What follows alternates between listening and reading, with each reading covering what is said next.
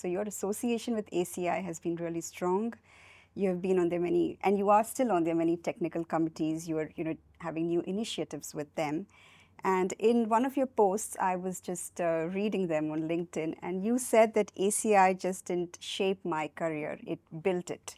So that is something really profound. So I want to know about your ACI story and how does it help for professionals to be involved with, these institutes, these bodies which kind of handhold, support, professionals. So my story with ACI goes back to 1987, but I'll start with a small anecdote.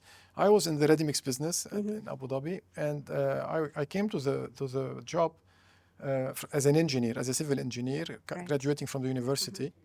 And when I landed in this ready mix place, they asked me to do a concrete mix design. The only thing we learned at the university at that time was it was a half a chapter of concrete for the mix design, and they called it how to do mix design in concrete, and it's 1 to 4 or yes. 1.5, 3, or these, and this one sack of cement, 1.5, and sand, and then aggregate. Yes. This is the only thing I learned. Okay. So when I came to this ready mix, I was the only engineer in the business, in the company. Okay. So I was the first civil engineer, and they said this is someone who knows everything about concrete, which I didn't. Interesting. Okay. And then they told me we need a 30 MPa, 30 at that time it was Newton per millimeter square. The MPa was not yet adopted. Okay. Mix concrete strength, pumpable. Okay. So it's like, for me, it was just a different language I have never heard of. Oh. And they told me, please, we have some books here that you can look at, but we need this tomorrow. At least the mix design to submit to it was a big airbase, and they wanted to introduce the 30 Newton per millimeter square. It was considered high strength at that time, at least relatively high, and pumpable.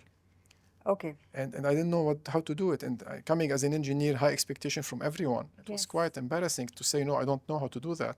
So I went to this room. I looked at the books. They were all dusty. And one of the books had a chart from ACI.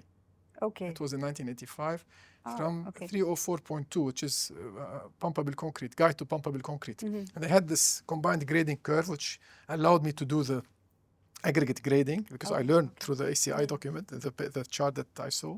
Wonderful. And I came up with a mixed design and I was, pompous about it. Went to the manager, said, look, this is the mixed design. I think it's pumpable.